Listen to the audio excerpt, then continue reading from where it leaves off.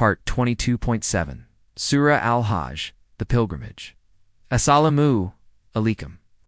Welcome back to Sufi Essence with Hammad Syed. The journey of the pilgrimage, this sacred odyssey of the heart, is not merely a sequence of rituals, but a profound spiritual transformation. In our previous discourse, we contemplated the divine foundation of the Kaaba, the universal summons to Hajj, and the deep-seated significance of its rites. We understood that this journey is about purifying the soul and returning to the pristine state of Tawhid, the singular worship of Allah. Today we shall proceed to the next layer of this magnificent tapestry, delving into a set of verses that speak to the very core of faith: sincere obedience, the symbolic nature of sacrifice, the immense reward for those who revere the sacred, and the ultimate purpose behind all divine commands. These verses serve as a powerful bridge, connecting the external acts of worship with the internal state of the heart, reminding us that true devotion is an inward journey expressed through outward submission. They reveal the profound lessons in every step and every rite, elevating the pilgrimage from a series of physical actions to a complete and all-encompassing spiritual experience. We are not just performing rituals. We are cultivating a state of constant mindfulness and absolute surrender to the divine will. The true spirit of devotion. Kanzelaman Quran, Al-Hajj, the Pilgrimage, 22:31. Verse 31. Turning to Allah as a monotheist. Not associating anything with Him, and whoever associates anything with Allah is as if he has fallen from the sky, and the birds snatch him, or the wind casts him to a distant place. This verse begins with a powerful, comprehensive statement that encapsulates the entire essence of the Hajj, turning to Allah as a monotheist, not associating anything with Him. The pilgrimage is, at its heart, a physical manifestation of a profound inner turning, a deliberate and conscious reorientation of the entire being toward Allah alone. The term monotheist here is a direct reference to the purity of faith, the complete and total rejection of all forms of shirk. This is the spiritual state that the pilgrimage is designed to cultivate and reaffirm. The pilgrim leaves behind all distractions and false deities of the world, be they idols of stone, the idol of the ego, or the idol of worldly desire, to seek only the face of Allah. This verse beautifully explains the perilous consequence of failing to maintain this purity of faith. The analogy used is stark and powerful. It is as if he has fallen from the sky, and the birds snatch him, or the wind casts him to a distant place. This imagery describes a state of utter spiritual destruction. To fall from the sky is to lose one's high station and divine connection, to sever the very link that gives life purpose and meaning.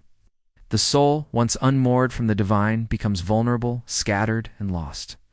The bird snatching him represents the soul being torn apart by countless desires, worldly attachments, and whisperings of falsehood. The wind casting him to a distant place symbolizes a life without direction, a wandering existence far from the path of truth, and a life of constant confusion.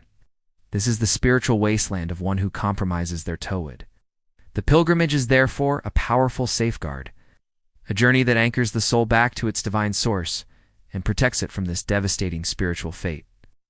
The sacredness of symbols and rituals. Kanzelaman Quran, Al-Hajj, the Pilgrimage, 22:32, verse 32. This is so. And whoever respects the symbols of Allah, so it is indeed from the piety of the hearts. The verse is a profound confirmation and a timeless principle of the faith. It begins with "this is so," affirming the truth of all the preceding commands and lessons related to the pilgrimage.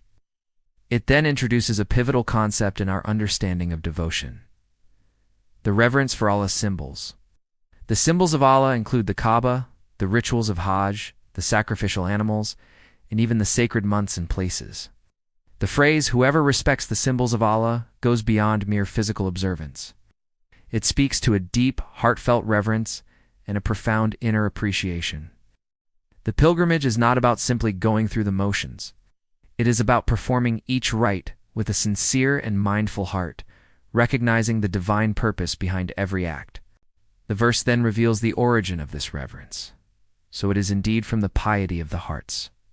This is a magnificent statement, for it places the true value of any act of worship not in its outward form, but in the inner state of the believer. The physical acts are a reflection of an inner condition. A heart filled with piety and reverence will express this inner state through a deep respect for all that Allah has made sacred. The outward journey of Hajj is meant to cultivate this inner piety. For the Sufi, the journey is an external reflection of an internal state of being. The rituals are a means to polish the heart, to cleanse it from impurities, and to bring it to a state of profound reverence for the divine. Kanz al-Iman, Quran, Al-Hajj, the pilgrimage. 22:33. Verse 33. In them are benefits for you. Until an appointed time, then their place of sacrifice is by the ancient house. This verse continues the discourse on the sacrificial animals, highlighting the practical benefits that the believer derives from them. The phrase "in them are benefits for you" refers to the various uses of the livestock, from their milk, wool, and transportation to their meat. These benefits are available until an appointed time, which is the designated time for the ritual of sacrifice during the pilgrimage. This is a subtle yet profound lesson about the nature of Allah's blessings.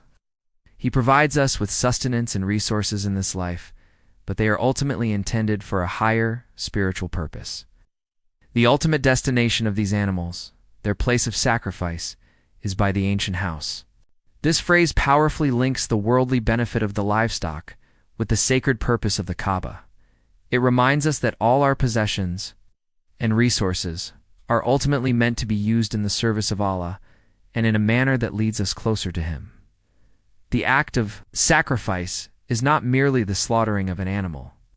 It is a physical representation of an inner willingness to give up what is most beloved for the sake of Allah. It is a tangible demonstration of complete surrender, mirroring the profound act of Prophet Ibrahim, peace be upon him, who was willing to sacrifice his own son. The commandment of worship and the promise of reward, Kanz al-Iman. Quran Al-Hajj, the pilgrimage. 22:34, verse 34. And for every nation we have appointed a sacrifice, so that they may pronounce the name of Allah upon the livestock which we have provided for them. So your Lord is one Lord, so to Him alone submit yourselves, and give good tidings to the humble. This verse broadens the scope of the discussion, revealing a universal truth. And for every nation we have appointed a sacrifice. This shows that the principle of sacrifice is not unique to the followers of Prophet Muhammad, peace be upon him, but has been a fundamental part of divine revelation throughout history. It is a timeless act of devotion that has been commanded to all prophets and their followers. The purpose of this sacrifice is always the same, so that they may pronounce the name of Allah upon the livestock which we have provided for them. It is a ritual of gratitude and a public declaration that all blessings come from Allah. This act serves as a constant reminder that we are dependent on Him for everything. The verse then delivers a powerful conclusion. So your Lord is one Lord. So to Him alone submit yourselves. This is a clear and direct command to embrace Tawhid and to live a life of complete surrender to the one Lord. The ultimate goal of all these rituals, all these sacrifices, and all these acts of devotion is to bring the believer to a state of total submission. The verse concludes with a beautiful promise. And give good tidings to the humble. This is the reward for all those who have cultivated the inner piety of the heart and submitted to the divine will. The humble are those who recognize their own lowliness before Allah and whose hearts are filled with reverence. It is to them that the good news of immense reward is given. Kanz al-Iman, Quran, Al-Hajj, the pilgrimage. 22:35. Image. Quran, verse 35. Those whose hearts tremble when Allah is mentioned, and who are patient upon what has befallen them, and who establish the prayer, and who spend from what we have provided for them. This final verse provides a profound description of who the humble are. It outlines the characteristics of a true believer, a person who has attained a high station of spiritual closeness. The first characteristic is that their hearts tremble when Allah is mentioned. This is not a tremble of fear, but of profound awe, reverence, and love. It is the spiritual tremor of a heart that is so deeply connected to Allah that His very name has a powerful effect. The heart trembles out of love and an overwhelming sense of the divine majesty. The second characteristic is that they are patient upon what has befallen them. This speaks to the unwavering steadfastness of a true believer. They understand that trials and tribulations are part of the divine plan, and they face them with patience and acceptance, knowing that Allah tests those whom He loves. This patience is a sign of a deep and abiding trust in Allah's wisdom and His magnificent names, Ar-Rahman and Ar-Rahim. The third characteristic is that they establish the prayer. This is not just about performing the ritual motions, but about establishing a living, breathing connection with Allah 5 times a day. It is a constant renewal of the covenant with their Creator. Finally, they are those who spend from what we have provided for them.